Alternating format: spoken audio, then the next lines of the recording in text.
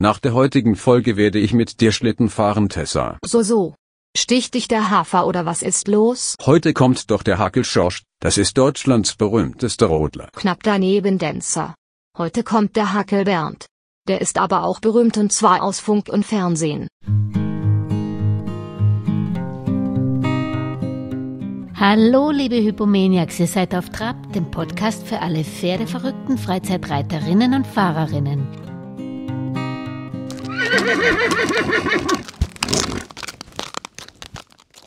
Auf Trab zu Gast ist Pferdetrainer Bernd Hackel, der euch wahrscheinlich noch bekannt ist von der Vox-Coaching-Doku Die Pferdeprofis.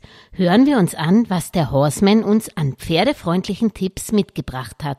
Na gut, Bernd, also dann sage ich herzlichen Dank, dass du auf Trab bist und in der deutschsprachigen Pferdewelt kennt man dich sowieso, deswegen brauche ich dich gar nicht groß vorstellen, aber ich bin mir sicher, bevor du Vox-Pferdeprofi geworden bist, hast du schon ein Pferdeleben gehabt und vielleicht kannst du uns da kurz deine Geschichte erzählen, auch spannend der Ausflug nach Amerika. Ja, also ich habe angefangen mit Reiten mit 14, habe da mein eigenes Pony gekriegt sozusagen. Und das musste ich mir halt selber erarbeiten mit Autowaschen und an der Tankstelle helfen und. Und irgendwann kam dann der Maxel, auf dem habe ich dann mehr schlecht als recht reiten gelernt, habe aber recht schnell festgestellt, dass ich einen recht guten Draht zu Pferden habe. Also wir haben uns da schon zusammengerauft, mehr oder weniger, der kleine Kerl und ich. Und ratzfatz durfte ich auch Pferde von anderen Leuten reiten, weil die halt festgestellt haben, mein Kleiner funktioniert recht gut. Mhm. Daraus hat sich natürlich der Wunsch, Pferdetrainer zu werden, welcher von meiner Familie, also von meinem Papa, der hat gesagt, du lernst erst was Anständiges, wofür ich heute sehr, sehr dankbar bin, dass er das gemacht hat. Was hast du denn Anständiges gelernt? Ich bin Offset-Drucker eigentlich. Ah, okay. Und habe als Offset-Drucker nach der Lehre dann natürlich sehr viel Nachtschicht gearbeitet. Ja. Und in der Nachtschicht beziehungsweise während des Tages in einem Pferdestall geholfen, dort für einen Wolfgang Winkler gearbeitet, Boxen ausmisten, Pferdesatteln und so weiter und so fort. Und habe dafür von ihm Unterricht gekriegt und habe dann beim Training sozusagen begleiten dürfen.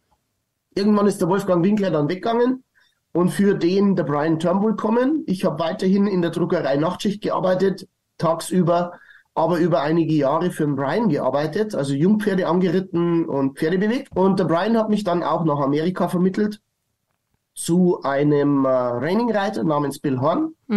Damals Top-10-Reiter, eine der Legenden eigentlich in der Reining-Reiterei, heute noch weit über die Grenzen hinaus bekannt. Ohne den gäbe es den Sport, so wie er ist, nicht.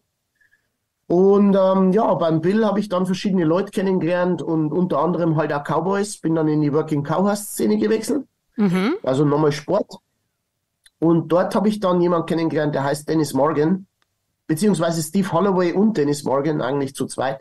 Und der Dennis ist mit mir so den Ausflug Richtung Cowboys gegangen, also Rinder, ropen, kastrieren, brennen, Brandzeichen setzen, draußen schlafen, am Lagerfeuer kochen und so weiter und so fort. Und der Steve war eher der Problempferdemann, also vergeigte Rennpferd, vergeigte Dressurpferde, schwierige Freizeitpferde, Mustangs haben wir gut gearbeitet. Und so habe ich halt da den Ausflug in die Cowboy-Welt gemacht und muss sagen, ich war damals echt fasziniert davon. I should have been a cowboy. Das geht da los, wo man einfach halt ganz anders die Sonne aufgehen sieht, wenn man draußen schläft und morgens der Nebel. Das ist so, du kannst dir vorstellen, das schaut aus wie ein riesengroßes UFO. Das besteht aus Nebel und das schwebt so 1,5 Meter über dem Boden. Drunter siehst du das Gras, das ist alles cool. Und dann ist so diese Wolke. Und durch diese Wolke, wenn dann noch zufällig irgendwelche Pferde auf dich zukommen oder Leute ihre Pferde zum Feuer führen, weil sie sich einen Kaffee holen, morgens um 5. Oh, ey, da ist der Tag gelaufen. Dann hast du eigentlich alles gesehen, was du sehen musst für diesen Tag. Das war der Hammer. Also wir hatten zwar sehr lange Arbeitstage, also so 15, 16, 18 Stunden, aber vielleicht lag es auch an der Jugend damals. Ich habe fast keinen Schlaf gebraucht und war wirklich viel mit Pferden beschäftigt und da zehre ich heute noch sehr viel davon. Wo war das, wenn ich richtig gelesen habe? Florida, oder? Weil ich überlege mir, wo gibt's das heute noch? Wo gibt's das heute noch? Ist da nicht der John Deere, der nur noch über die Felder fährt? Nein, das gibt's noch in vielen Bundesstaaten. Montana, Wyoming, Nevada zum Beispiel. Also ein Staat, der da wirklich so Buckaroo Country ist. Und es findet halt abseits der Straßen statt, ne? Also du hast es nicht direkt neben der Stadt und dann gehst du 5 Minuten auf ein Feld und guckst, wo sind die Cowboys, sondern du musst schon ein bisschen raus in die Landschaft, dass du solche Leute wirklich findest und dann halt auch Glück haben, dass du Leute hast, die dich da mitnehmen wollen, weil die wollen in der Regel für sich sein. Also ich habe mal jemanden kennengelernt, die haben da uns Pferde geholt. Und dann sagt er ist jetzt froh, wenn er dann wieder rauskommt und keinen mehr sieht. Und dann sage ich, beschreibt keinen mehr sieht. Ja, er geht jetzt dann raus, also ganz draußen auf deren Ranch. Und er ist da jetzt dann 6 Monate lang draußen für die Rinder zuständig und da ist er allein. 6 Monate, das kannst du dir vorstellen wie eine Berghütte, ne? 6 Monate allein. Und ich habe gesagt, wie lange bist du jetzt schon drin? Also wie lange ist man da 6 Monate allein und dann kommt man wieder rein und macht einen Job? Ja, er kommt immer so für 14 Tage heim, aber das reicht dann auch. Also 2 Wochen daheim und dann wieder raus, er ist nicht kompatibel mit so gesellschaftlichen Geschichten wie Guten Morgen und Hallo und wie geht's dir und dieser ganze Smalltalk-Scheiß. Hat er gesagt, das ist nicht seins. Und ich war in verschiedenen Staaten. Ich war in Texas, Kalifornien und Florida. Was man halt dann so beim Durchfahren noch sieht, Oklahoma zum Showen und so weiter. Aber habe von die Orte an sich eigentlich eh nichts gesehen, sondern halt Wiesen, Rinder und Pferde.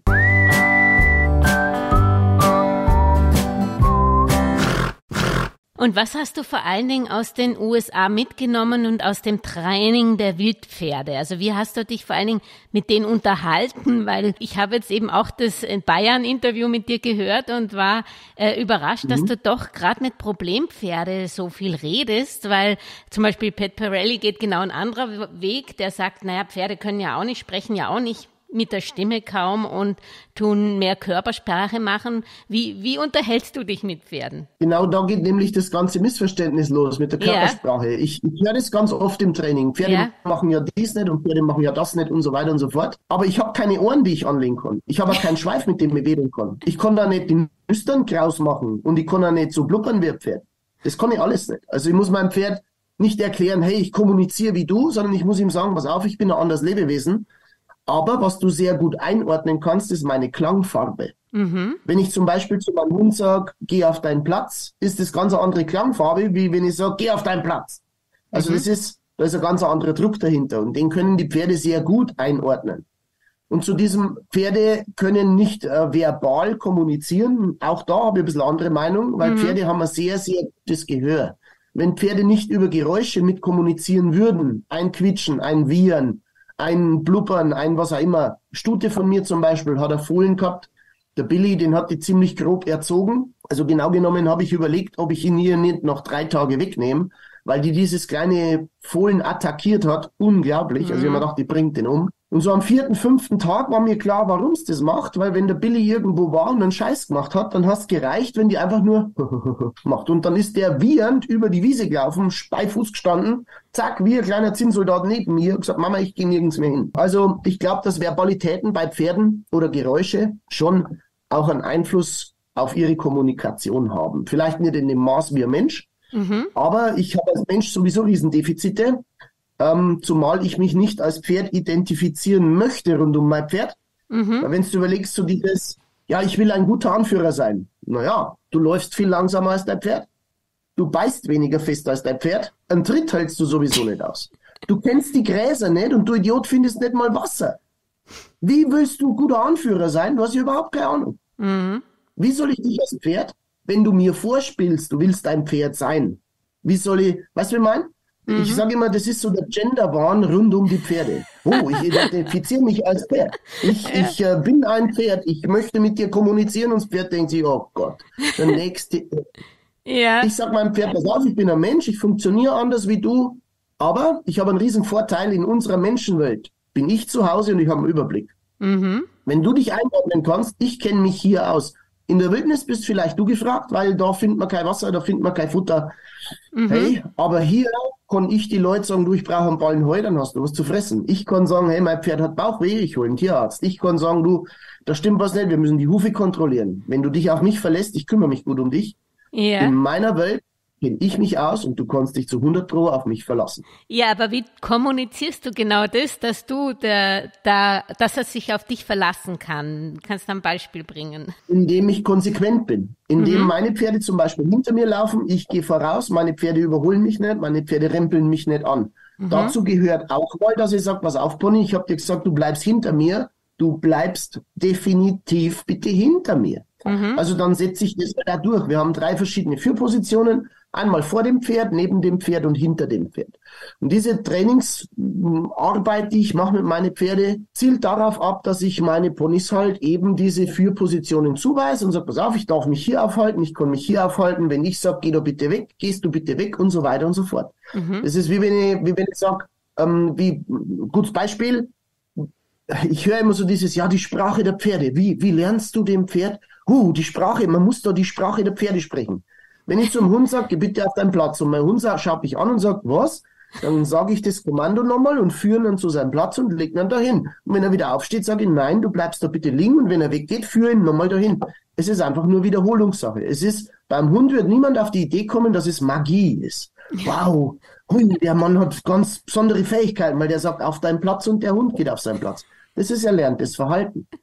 Genauso lernt mein Pferd dieses Verhalten. Und wogegen ich mich verwehre, ist so dieses Mystifizieren von Trainer, dieses Gurutum, wo eben Leute sich, jetzt ist ja Gott sei Dank nicht mehr ganz so schlimm, aber zu Zeiten von Monty Roberts, da ließ man sich ja feiern und man war ein Magier und wow, schau mal, das Pferd läuft ihm nach wie ein Hund, Wahnsinn. Heute haben sich diese ganzen magischen Momente eigentlich erklärt und die Leute sagen, ja, okay, der Nächste, der sagt, ui, ich bin der größte Ui. Also das hat sich Gott sei Dank relativiert, weil ich war einfach viel zu lang um Cowboys rum, als dass ich der Meinung bin, man sollte die Leute so viel verarschen, weil nichts anderes ist es, indem ich dann sage, ich muss meine Herzrate senken und meinen Pulsschlag verlangsamen, meine Atmung angleichen und Gott weiß, was wir alles studiert haben. Ich muss mir um mein Pferd herum einfach ganz normal benehmen, nicht übermäßig vorsichtig, nicht übermäßig forsch, sondern einfach gucken, was habe ich für ein Charakterpferd, wie kann ich in dessen Leben einblenden und mit dem zusammen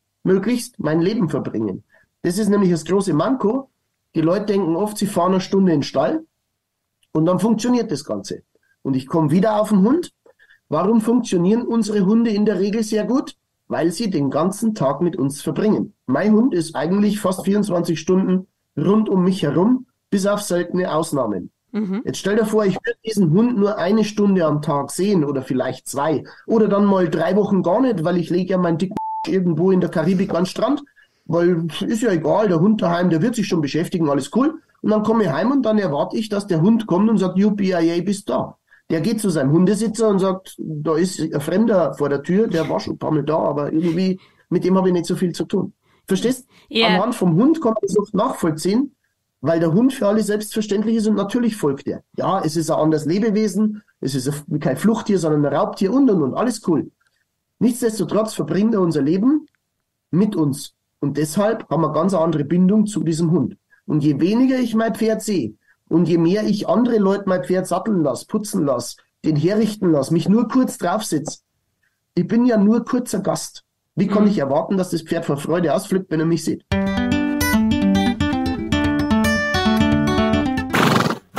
Du hast jetzt einmal erklärt, man braucht sich nicht als Pferd verkleiden und so benehmen, da wird man nie Erfolg haben. Umgekehrt kritisierst du ja auch immer, dass man das Pferd vermenschlicht. Ja?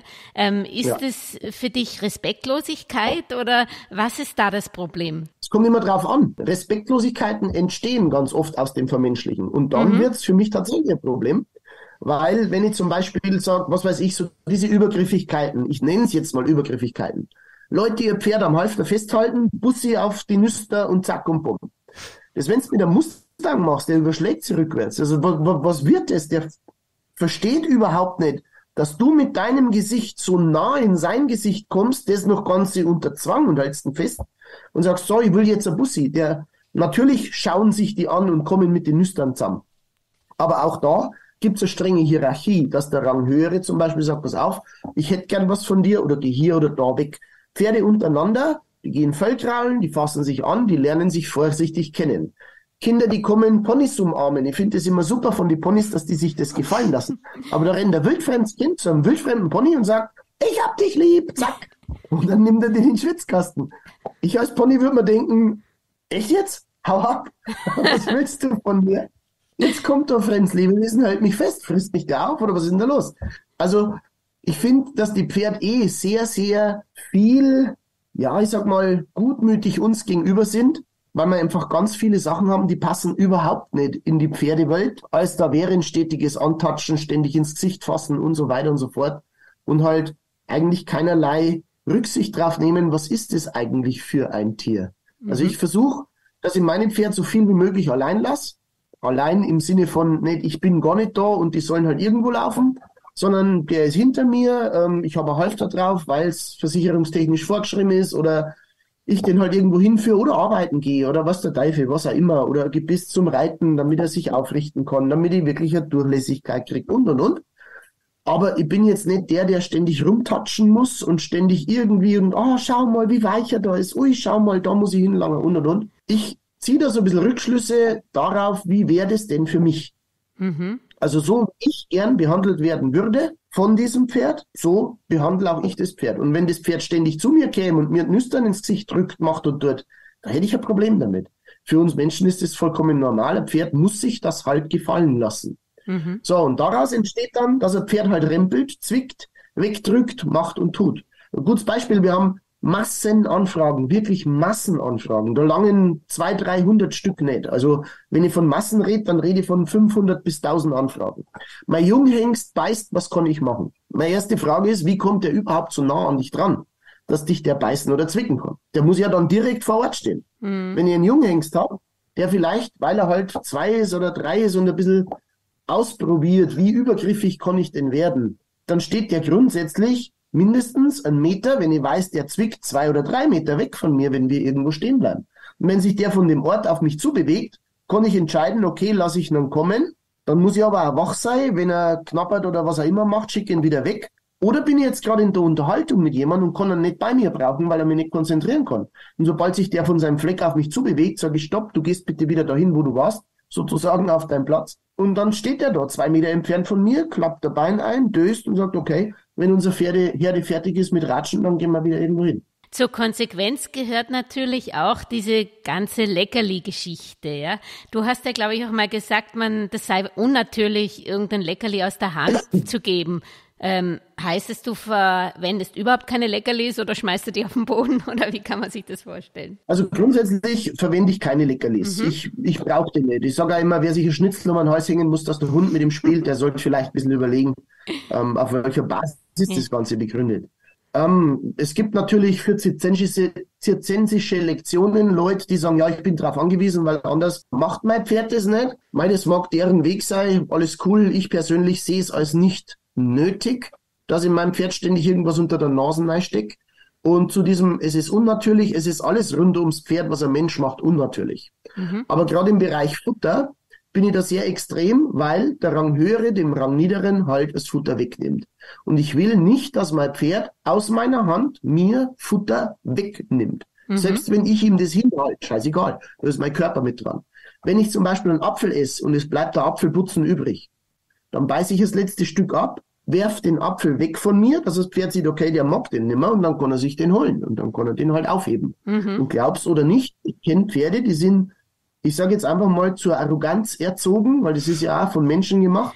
Yeah. Die schauen mich an, die schauen den Apfel an, den ich wegwerfe und sagen, du glaubst aber nicht, dass ich den vom Boden aufhebe. Hey, wenn Personal rundherum steht, dann gibst du mir den bitte. Und dann drehe ich mich weg und nehme mein Pferd mit und sage, wenn du keinen Apfel willst, musst du den nicht fressen. Ich werde dich da nicht zwingen dazu. Und dann liegt der Apfel da. Und das macht er maximal 2 Mal. Und beim 3. Mal, egal was ich wegwerfe, wird der gucken und sagen, oh, hey, der Mann hat was fallen lassen, vielleicht ist was zu fressen. Und dann wird der das fressen. Aber es ist echt verblüffend, wie wir Menschen unsere Pferde konditionieren, dass die uns sogar anschauen als Bedienstete und sagen, ey, der Pöbel möge mir mein Futter reichen. Ich glaube, dass sie alle im Vogel habt. Das funktioniert in meiner Welt nicht. Also da bin ich absolut der falsche Ansprechpartner für so Leckerli-Geschichten. Vielleicht ein kleines Aber. Ich habe vor kurzem mal eine Reitstunde gehabt mit einem Haflinger, der sich sehr gefürchtet hat, wenn ein Reitlehrer in der Mitte steht. So, dann habe ich gesagt, pass auf, wir machen jetzt Folgendes. Ich hole mir jetzt ein bisschen Apfel, Karotte, Tritra, Trullala, steck mir das in die Tasche und dann machen wir immer wieder mal, wenn du an mir vorbeireitest und er so ein bisschen spooky wird, die Ohren so ein bisschen dreht und sagt, da steht wieder der große Mann, dann brichst du zurück in den Schritt, kommst auf mich zu, ich stecke ihm einen Apfel rein und dann kann er wieder weiter.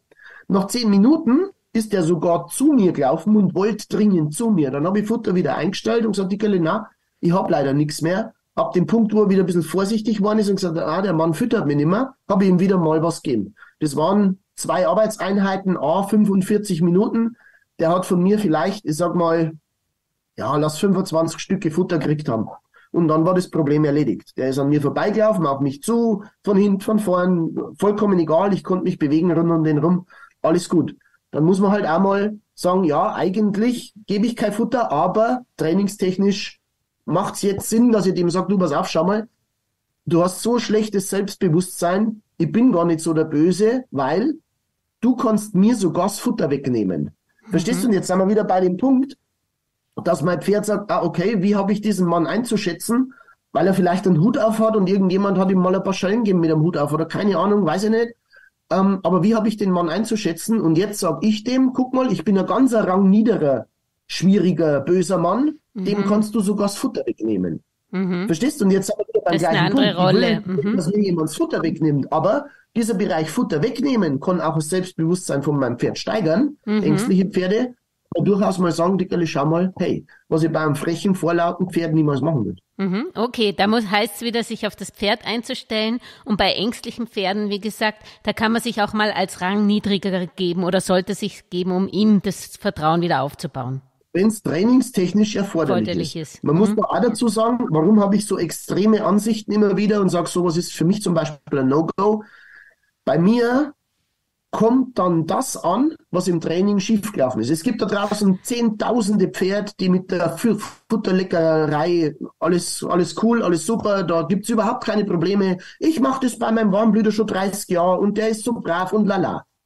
Trotzdem haben wir vor allem über Jahre hinweg die Bude voll gehabt mit höchstgradig gefährliche Pferde, die auf dich zurennen, die dich beißen. Mir hat mal ein Hengst in die Schulter bissen, auf den Boden drückt und wollte mir die Schlagader rausreißen. Mich hat ein Pferd mal hinten zwischen die Schulterblätter packt, hochgekommen, ist mit mir steigend 4 Meter weg von die Leute, hat mich auf den Boden drückt und wollte meinen Schädel einschlagen. Also, weißt, die Leute haben gar keine Ahnung, was passieren kann. Aber wieder der Vergleich zu Hunde. Ich weiß nicht, was alle für ein Problem haben mit Kampfhunde. Wir haben auch einen Kampfhund und der ist ganz brav. Der ist super mit den Kindern und die können lala. Auf der anderen Seite gibt's aber leider Kinder, die ums Leben kommen, weil halt ein Kampfhund nicht richtig erzogen ist. Deshalb muss man die Rasse nicht verbieten, aber man muss verbieten, dass Idioten solche Tiere haben. Das ist wichtig.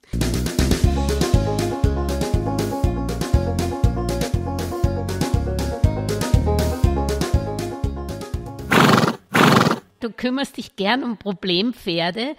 Gibt's überhaupt Problempferde oder gibt's nur Problembesitzer? Auch das ist eins meiner Lieblingsthemen, weil ich höre immer, ja, es gibt keine Problempferde und es liegt immer am Menschen und der Mensch, wenn nicht wer und der Mensch, wenn nicht alles schlimm machen wird. Der Mensch ist eigentlich immer der Böse, das Pferd ist immer der Gute, weil ein Pferd würde ja niemals aus eigener Intention irgendwas machen. Wenn das stimmt, dass Pferde niemals aus eigener Intention irgendwie wehrig gegen einen Menschen wären oder aggressiver Menschen gegenüber auftreten oder einem anderen Tier, dann würde das bedeuten, Pferde sind charakterlose, willenlose Wesen. Und dem ist nicht so. Pferdezucht wäre dann vollkommen sinnlos. Ich sage immer, so mein alter Spruch, ein dummer Papa und eine blöde Mama haben meistens ein deppertes Kind. Ja, also das ist von vornherein genetisch, wo halt einfach schwierig wird. So, jetzt kommt es aber drauf an. Kommt das depperte Kind irgendwie an, ja, sagen wir mal, ein kriminelles Umfeld, dann kannst du davon ausgehen, das Kind wird verhaltensauffällig werden. Plötzlich überfällt's alte Leute im Park, hat keinerlei Respekt vor irgendjemand, weil halt die Genetik schon da ist und jemand gesagt hat, du pass auf, dir kann keiner was, du bist der Größte. Kommt dieses, Anführungszeichen, depperte Kind, aber wohin, wo ihm Werte vermittelt werden, wo jemand sagt, pass auf, du kannst jetzt vielleicht nicht richtig gut schreiben und lesen und rechnen, aber vollkommen egal, das spielt keine Rolle, du kannst ein guter Mensch sein, du kannst entscheiden, mache ich das oder nicht, dass das Kind Werte kriegt. Verstehst? Das ist zum Beispiel auch wieder so ein großer Sprung, wo ich immer wieder die Religionen heranziehe. Überleg mal, 10 Gebote bei die Christen oder was weiß ich, Moslems mit dem Koran. Jeder sagt immer, die Religion ist so friedlich. Nirgends auf der Welt sind so viele Menschen grausamst gestorben, wie im Namen irgendeines Gottes, der angeblich alle liebt. Ich sage immer, wer ein Buch braucht, dass er weiß, was richtig oder falsch ist, der läuft in der Basis schon nicht rund. Ich brauche kein Buch. Ich muss für meine Handlungen, die ich mache, einstehen und vertreten können, wenn ich mir im Spiegel anschaue, das war jetzt richtig oder falsch. Das wäre der Punkt. Nur der Punkt wird ganz oft vergessen. Und gerade, wenn es dann darum geht, ja, ist jetzt das Lebewesen konsequenter zu erziehen oder muss man da mal 5 Grad sein lassen? Dann sehe ich das vor allem in der Verantwortung, nicht der Besitzer, sondern der Pferdetrainer oder der Unterstützer der Besitzer, dass man da einfach mit dem Besitzer mal redet und sagt, pass auf, findest du das richtig, was der da macht? Schau mal, jetzt tritt er wieder nach dir. Ja, aber der hat das nicht so gemeint. Natürlich hat er es so gemeint, sonst hätte er nicht nach dir getreten. Ja, weißt, der hat mich angestiegen, weil er mich zum Spielen aufgefordert hat und dann ist er halt blöderweise mit dem Hufeisen in meinem Gesicht hängen geblieben und dabei ist mir die Nasen gebrochen und das Jochbein. Ach so, na, das wollte er ja nicht. Nee, alles klar. Das war reines Versehen von diesem 500 Kilo schweren Pferd, logisch, weil der wird ja niemals, also da bist natürlich selber schuld. Was für ein Schmarrn. Das heißt, hast du das Gefühl, dass es immer mehr verhaltensauffällige Jungpferde gibt, weil immer mehr gerne ein Jungpferd haben möchten, weil das noch nicht versaut ist und dann vielleicht auch nicht die Ausbildung dazu bieten können? Na, das sehe ich eigentlich zweigespalten. Also da muss ich sagen, da muss man auch die zeitliche Entwicklung und unseren Fortschritt so ein bisschen anschauen. Grundsätzlich hatten wir früher zwar weniger Problempferde, weil es halt grundsätzlich weniger Pferde gab und mehr Pferdemenschen. Heute gibt es viele Menschen mit Pferd, aber sehr wenig Pferdemenschen.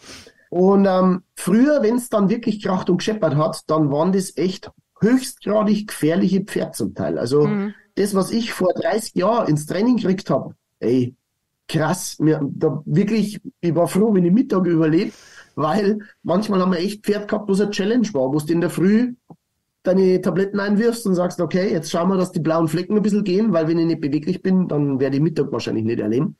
Und das ist heute, ich sage nicht, dass es nimmer gibt, aber es ist im Verhältnis zu den vielen Pferden, die es jetzt gibt, weniger. Und das schiebe ich vor allem darauf, dass eben Online-Webinare, Coaching-Sachen, wurscht was, vor allem es wird alles so verflochten.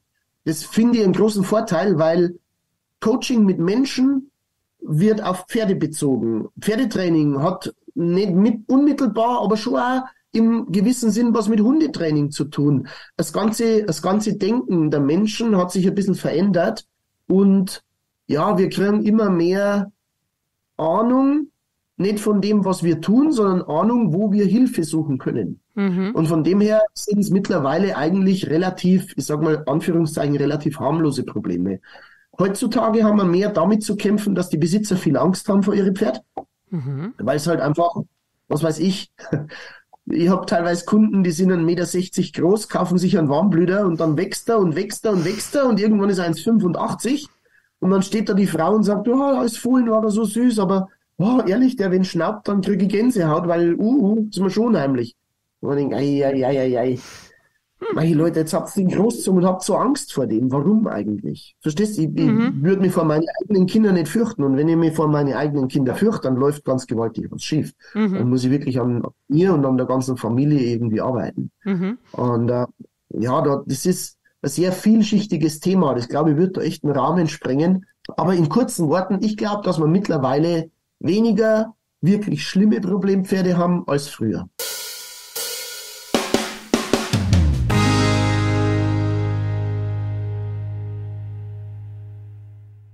Was ist denn das häufigste Missverständnis, glaubst du, zwischen Pferd und Reiter? Vielleicht kannst du ein Beispiel bringen, wo du auch abseits der Kamera schöne Momente, wo du wirklich zum Vertrauensaufbau helfen konntest, wo es halt nicht um solche Dinge gibt, weil das Pferd so groß ist, sondern echte Schwierigkeiten zwischen Pferd und Mensch. Man muss einfach schauen, dass das Team Pferd und Mensch zusammenfindet. Also es ist zum Beispiel was, das stört mich so ein bisschen im Nachgang jetzt an die Anführungszeichen neuen Pferdeprofis, weil ich bin davon ausgegangen, so war es zumindest bei uns, was wir sagen, wird auch gemacht. Und wenn ich dann höre, ja, mit den Pferden wird natürlich weitergearbeitet und dann spreche mit Besitzern, die eben diese Pferde haben und sagen, nee, nach Drehschluss heißt es abholen und dann nach mir die Sintflut Pech gehabt. Wenn ich so überlege, wir haben manche Pferde bis zu 2 Jahre lang kostenlos nachbetreut. Also wenn einer von den Pferdeprofis Leute mich angerufen hat, hat gesagt, pass auf, ich habe ein Problem. Ich habe gesagt, pack mir ein, komm vorbei, alles cool. Und der Deal war immer, Futterkosten einstellen du, Training geht auf meine Kappe, alles cool. Wir haben die Koryphäe damals, die da war, die war echt nicht einfach. Die war 1,5 Jahre bei uns. Die war zwischendrin mal lahm, dann haben wir einen Dreh unterbrochen. Dann hat sie gesagt, soll ich sie abholen? Sag ich, na, das Versorgen machen wir lieber selber, weil dann weiß ich, wenn es wirklich nicht wird, okay, das war nicht anders möglich, also vom gesundheitlichen Aspekt, weil es halt einfach Behandlungen braucht hat und. Gezielte Bewegung, dass die halt wirklich gesund wird und gesund bleibt. Und so Sachen haben wir dann übernommen. Und es stellte sich für uns, weder für die Kerstin noch für mich noch für mein Team, je die Frage, ja, wer kommt jetzt für diese Kosten auf? Also die 10 Jahre Pferdeprofis haben mich richtig, richtig Geld gekostet, weil wir halt uns wirklich kümmert haben um diese Pferde. Wir haben mal eine große schwarze Ungarnstuten gehabt, die ist heimgegangen, ist alles gut gelaufen und ein halbes Jahr drauf hat sie gesagt, hey, jetzt fängt's wieder an spinnen. Sag ich, gar nicht lange überlegen. Einpacken, kommst vorbei. Dann haben wir das erste Mal nur ein Wochenende miteinander verbracht. Ich gesagt, probierst das daheim aus. Hat nach einer Woche angerufen und gesagt, na, ist nicht so. Ich bring's nochmal 4 Wochen. Dann haben wir es 4 Wochen nochmal geritten. Verstehst? Es war einfach eine Nachbetreuung da. Und das erwarte ich eigentlich, dass nicht alles funktioniert. Man, wir haben in 10 Jahren haben wir wirklich viele, viele, viele Pferde gehabt. Aber ich sag mal, die Fehlerquote ist relativ gering. Und bei uns war es dann eher daran gelegen, dass halt, was weiß ich, wir haben mal ein Pferd gehabt, das vor Geräuschen so Angst gehabt hat. Und da hat dann die Besitzerin ihr Panik nicht unter Kontrolle gebracht. Das Pferd war gut, bei der Reitbeteiligung alles cool. Aber wenn sie ein lautes Geräusch gehört hat, ist eigentlich lieber vom Pferd gesprungen. Und da habe ich dann gesagt, du, pass auf, vielleicht suchst du dir ein anderes Pferd, weil du wirst jetzt 5, 6 Mal abspringen und dann haben wir wieder ein Problem. Also das kannst du so nicht machen, das funktioniert nicht. Weil das Pferd braucht halt schon jemand, der es an der Hand nimmt.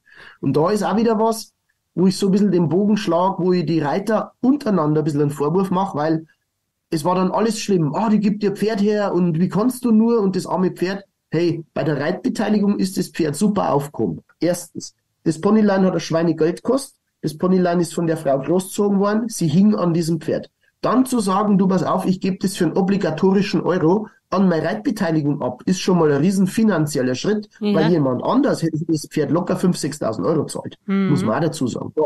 Sie hat es dann für 1 Euro abgegeben und gesagt, pass auf, du kommst gut klar, die Stute mag dich, alles cool, deins. Und sich dann auch noch einen Shitstorm gefallen lassen, weil, man muss doch an diesem Pferd festhalten. Nein, muss man nicht. Wenn es nicht passt, dann passt's halt nicht. Verstehst?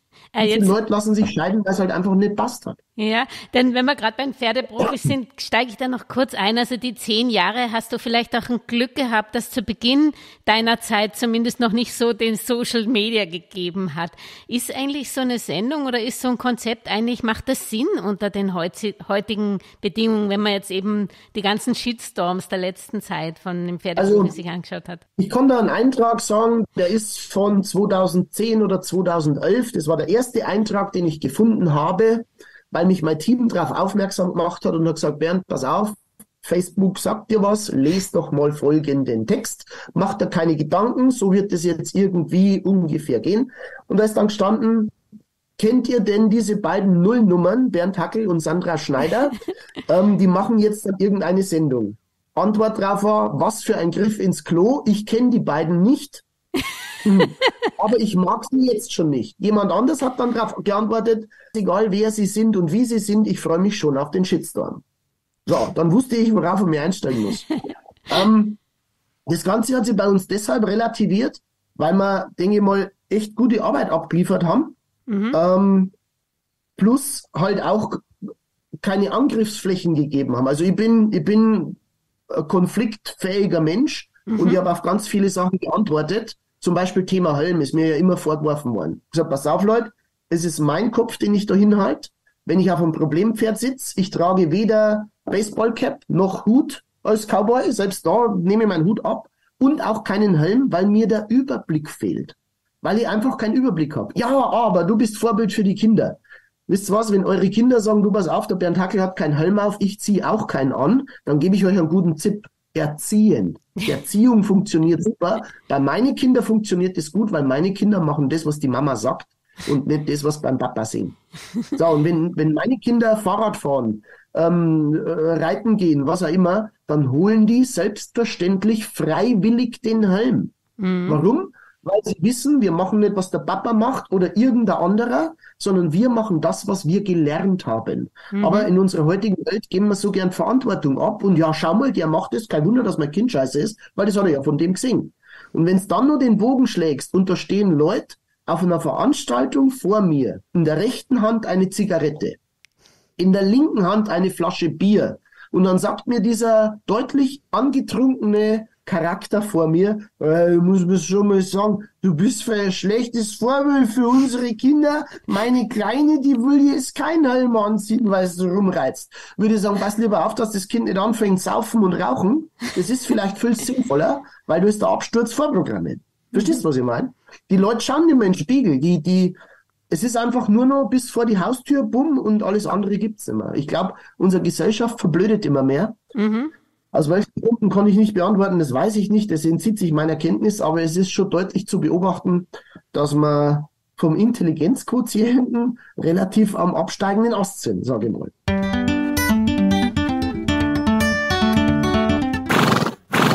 Okay, hoffen wir, dass es nicht weitergeht und daher hast du wenigstens sehr viel Material für deine Comedy-Show. Vielleicht kannst du uns da kurz eine Kostprobe geben, weil da machst du dich bestimmt über die Pferdemenschen lustig. Ja, über die Pferdemenschen lustig will ich gar nicht mehr so sagen, sondern es ist einfach nur, also ich habe ganz viele Leute, die aus der Show gehen und sagen, hey, man erkennt sich in so vielen Sachen wieder. Und wenn nicht selber, dann zumindest einen Bekannten. Weil wir haben zum Beispiel eine Story drin, die ist tatsächlich so passiert. Das basiert ja auf wahren Begebenheiten. Da hat eine Frau ein neues Pferd gekauft. Und dieses Pferd kam zu mir in den Stall. War der Friese, nennen wir ihn Franz. Und dieser Franzl, der sollte dann Karotten fressen. Und weil sie ja Karotten gekauft hat im Supermarkt und da ist Supermarktdreck dran, das hat sie mir erklärt, Supermarktdreck ist ganz gefährlich. Weil im Supermarkt fasst jeder diese Karotten an. Und dann sage ich, du, die sind in einer Plastikschale und mit Plastik eingewickelt. Ja, trotzdem, Supermarktdreck geht durch diese Folie durch. Sag ich, okay. Also sie möchte gern waschen. Dann ist sie ins Stübern, hat die gewaschenen Karotten dann in den Futtertrog geworfen und dann kam der Franzl, schaut die Karotten an, macht die Nase lang und macht, geht einen Schritt rückwärts und lässt die Karotten liegen. Die Frau ist psychisch komplett am Ende gewesen. Sie wusste nicht warum. So. Nächster Tag, sie hat neue Karotten gebracht, weil die alten, die sind bestimmt verseucht aus Tschernobyl, was der Teufel, irgendwer. Auf jeden Fall hat dieses Pferd ein Problem mit diesen Karotten. Sie kauft jetzt andere Karotten, wahrscheinlich in einem anderen Supermarkt. So, hat die gebracht, hat die wieder gewaschen, hat sie ihm dann in Stücke geschnitten und hat versucht, wieder diesem Pferd diese Karotten anzubieten. Wie das Gleiche, der schnorchelt einmal, geht rückwärts. Irgendwann hat's dann der Grant packt, ist gegangen, hat eine Handvoll Karotten genommen, die ins Maul gesteckt und das Maul zugehalten. Der Franzl ist da gestanden, hat ein bisschen geschaut. Nach einer Minute oder zwei hat es dann loslassen und dann hat er es halt ausgespuckt. Die Frau war fix und alle. In dem Moment kommt eine Einstellerin von mir um die Ecke, so ein bisschen eine angehauchte Grüne, und hat Karotten. Also ich rede von asoziale Karotten, ne? Karotten, die im Boden wachsen, nicht aus dem Supermarkt, da war nur grün oben dran, also so richtig asoziale Geschichten. Und dann sage ich so in meinem jugendlichen Leichtsinn, hey, vielleicht, wenn er es für Gras hält, weil oben waren sie ja noch grün, vielleicht frisst das dann. Werft die Karotte rein und der Franzl frisst diese dreckige Karotte. Das muss man vorstellen. So. Und dann war natürlich Polen offen, ne? Ganz schlimm, weil die hat die angeschaut. Weiß ich, kennst du das? Wenn er eine circa 27-jährige Praktikantin im Büro hat, wunderhübsch, lange blonde Haare und er sagt, Schatz, ich muss heute länger arbeiten. So Blick ist zwischen den beiden hin und her gegangen. Ne? Also richtig Krisenstimmung. Und das Rätselslösung war dann, die Geschichte zieht sich noch ganz eine Weile, das Rätselslösung war dann, die Besitzerin vom Franzl hat diese Karotten gewaschen und zwar mit Spülmittel. Oh nein. Also die hat mit Spülmittel abgeschrubbt und in Spülmittel ist halt einfach ein Bitterstoff, dass Kinder diese bunte Flüssigkeit nicht trinken. So, und natürlich hat der Franzl diesen Bitterstoff gerochen und hat die Karotten nicht gefressen. Ne? Es war ein Drama. Und solche Geschichten habe ich halt mehrere. Ein Cutting-Kurs bei einem Kollegen, der schaltet die Cutting-Maschine ein, 12 Pferde verlassen im Tiefflug die Halle, weil die halt offen war und kein Zaun vorhanden. Also das Programm zieht sich 2 Stunden lang. Und sind alles wahre Begebenheiten, etwas überspitzt. Alles wahre Begebenheiten, die ich erzähle, genau. Und bei mancher Stelle übertreibe ich vielleicht ein kleines bisschen, aber in der Regel ist das alles genau 1:1 so passiert. Vielleicht kannst du noch mal ein bisschen über den Fips erzählen, weil man hört ja, dass sie extra zu euch nach Bayern reisen, um ihn anzuschauen und ihn zu suchen. Was hat der Fips so Besonderes an sich? Aus deiner Sicht? Das ist wirklich der Wahnsinn. Also sowohl der Fips als auch der Billy. Der Billy war mein Ponyhorse vorm Fips. Die haben einen eigenen Fanclub. Meine Co-Trainerin Kerstin, die hat einen Ferox, also das ist auch ein Ponyhorse und auch der hat seine eigenen Fans. Und so als Beispiel, wenn ich irgendwie mit Fieber im Bett liege, dann interessiert das keinen Menschen. als der Billy krank war, der hat einen Unfall gehabt leider und musste operiert werden. Hey, wir haben unzählige Zuschriften gekriegt mit Genesungswünschen. Wenn ich irgendwo liege mit 40 Fieber, interessiert das keine Sau. Ah, der Bernd ist krank, ja, der wird schon wieder. Und so ungefähr kannst du dir das vorstellen. Das ist beim Fips genauso. Wir haben tatsächlich Leute, die gehen an mir vorbei und fragen, wo ist der Fips? Und wollen halt das Pferd sehen, weil der halt echt, ja, mittlerweile legendär ist. Der hat halt einfach eine ganz andere Art oder eigene Art, mit Pferden zu arbeiten. Und ich muss auch ehrlich sagen, der Fips, das ist wie eine eigene Firma. Also, du kannst dir vorstellen, du heuerst einen Leiharbeiter an, die bringen dir Fachleute und dann sagst du, pass auf, das und das wäre zu machen, ich habe keine Ahnung vom Metier, macht's mal. Und dann übernehmen die ihren Job und wenn der Job erledigt ist, kommen sie und sagen so, du kannst jetzt Küche einräumen, haben wir gestrichen, alles gut. So vom Grundprinzip kannst du einen Fipsel vorstellen wie eine eigene Firma, der halt auch eigenständige Entscheidungen trifft. Und was ich lernen musste mit dem Fips, das war bisher bei noch keinem Ponyhorse der Fall, dass man sich ja wirklich zurücknimmt und sagt, okay, ich überlasse diese Entscheidungen jetzt komplett ihm. Also ich bin bei Pferden immer vorsichtig mit Entscheidungen überlassen, weil Pferde sehr irrationale Lebewesen sind. Es ist halt unterm Strich ein Fluchttier.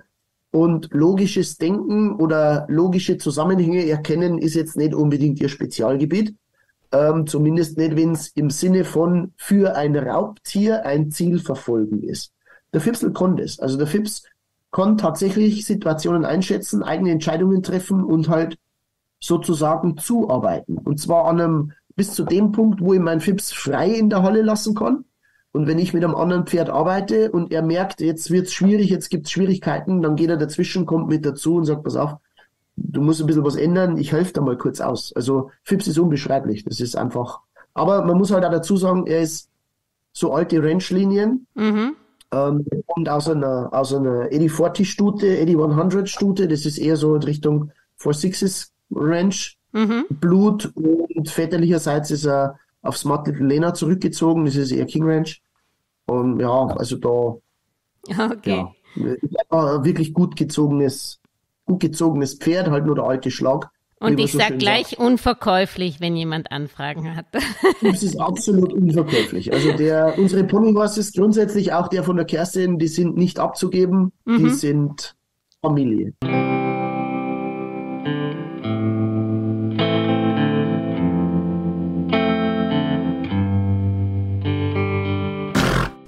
Wenn du jetzt auf dein Pferdeleben und auf dein Leben zurückblicken wirst in vielen 100 Jahren mal, dann was hättest du gerne erreicht oder erzielt oder vor allen Dingen, was würdest du hoffen, dass sich ändert? Also ich glaube, erstens in vielen 100 Jahren wird sich kein Mensch mehr an mich erinnern. Was für mich wichtiger ist, und so glaube ich, hält man Leute wirklich am Leben. Wenn ich Unterricht gebe, dann zitiere ich ganz oft Bill Horn, der mittlerweile tot ist. Brian Turnbull, der mittlerweile tot ist. Charlie Rome, einer meiner besten Freunde, der auch mittlerweile leider tot ist. Aber ich glaube, wenn ich einfach die Leute, mit denen ich arbeite, sage, schau mal, Charlie Rome hat so und das hat der und der oder Tom Dorrance zum Beispiel, die 7P, die kommen ursprünglich von den Dorrance-Brüder. Tom und Bill Dorrance, die sind unsterblich. Die sind einfach unsterblich und zwar, solange Trainer sagen, das kommt von den Dorrance-Brüdern. Verstehst? Man muss nicht irgendein Denkmal setzen und hey, wow, und das war der. Mir ist mal wichtig, dass, was weiß ich, Leute sich daran erinnern, dass ich irgendwann mal gesagt habe, hey, nehmt euch Zeit, dass ihr mal einen Sonnenuntergang anschaut. Das ist mir viel wichtiger, als dass jemand sagt, ja, der Bernd Hackel hat da erfunden, dass man Galoppwechsel, keine Ahnung, auf Fingerschnipsen wechseln kann. Das ist alles irrelevant. Es geht eigentlich um Lebensqualität und um das, was wir da draußen wahrnehmen und unsere Umwelt wahrnehmen und sehen. Das sind für manche Farben, Herbstlaub, Sonnenuntergänge, Staub. Ich zum Beispiel bin ein absoluter Staubfan. Es gibt für mich nichts Schöneres, wie wenn ich morgens auf den Reitplatz gehe, da unten wird geritten und es staubt und du siehst einfach die Sonnenstrahlen brechen sich durch die Bäume. Wow, mega. Ich glaube, wir sollten aufhören, dass wir so viel versuchen, etwas zu verändern und halt einfach unseren Job machen, der uns hoffentlich Spaß macht und halt in dem so gut wie möglich, ja, die Dinge, die wir tun, halt so gut wie möglich abliefern und uns daran erfreuen. Das, glaube ich, wäre viel wichtiger, als dass wir probieren, dass man in 100 Jahren noch an irgendwas erinnert wird. Und wenn man wieder lernen möchte, was Lebensqualität ist, was bietest du denn in Micheln-Neunkirchen an? Michelsneukirchen auf der 7P Ranch. Wir haben offene Trainings, wo Leute beim Training zuschauen können. Wir haben Tag der offenen Tür, werden wir jetzt dann wieder veranstalten. Wir haben Kurse bei uns. Wir haben alles Mögliche. Also bei uns ist alles Mögliche vor Ort. Ich bin natürlich auch europaweit unterwegs, gebe Kurse, mache und tu. Dann haben wir unsere Live-Show, wo ich eben einen ganzen Pferdetag mache. Also das ist ein Live-Event, der beginnt morgens Pi mal Daumen um 9 und ist abends dann um 17 Uhr circa fertig. Es werden verschiedene Pferde gearbeitet. Das ist immer wieder ein anderes Programm. Dann haben wir natürlich die Comedy-Show, die wir vorher erwähnt haben. Also unser Programm ist ganz vielseitig aufgestellt. Zusätzlich dazu haben wir unseren YouTube-Kanal natürlich, sowohl Free-Content als auch Paid-Content, ein Bereich, in dem in Einzelheiten Pferde begleitet werden im Training ohne Schneiden, also wo halt einfach ganze Trainingssessions mit drin sind und so weiter. Also ich glaube, wir sind sehr, sehr vielschichtig, vor allem, weil ich halt auch ein sehr umtriebiger Mensch bin. Von Sattelentwicklung über Equipment herstellen, über such da was aus. Mein Kopf gibt eigentlich nie Ruhe und ich bin immer am irgendwas am machen. Okay, wir haben von dir gelernt, von nichts kommt nichts und Konsequenz ist sehr wichtig. Ich sag vielen lieben Dank, Bernd, und wünsche dir viel, viel Spaß mit nicht nur den Pferden, sondern auch den Pferdemenschen und hoffe, dass du, ich habe mir jetzt dein Programm nicht angeschaut, aber dass du vielleicht auch bei unseren Hörerinnen in der Schweiz und in Österreich, da warst du ja gerade, aber auch vielleicht mal vorbeischaust. Ja, wir sind, also Schweiz sind wir, glaube nächstes Jahr wieder und Österreich ist ja sowieso fest eingeplant, also klar, sowieso. Alles Gute, Ich bedanke mich bei dir für die Einladung. Mach's gut, ciao. Mach's gut, tschüss. Und wenn euch diese Auf Trab-Folge gefallen hat, ja dann würden meine Welchis und ich uns über eure Unterstützung unseres Podcast-Projektes freuen, indem ihr Auf Trab auf YouTube, Spotify oder der Podcast-Plattform eurer Wahl liked und am besten den Podcast auch gleich abonniert. So könnt ihr auch keine Folge mehr verpassen. Vor allem aber bleibt auf Trab bis zum nächsten Samstag.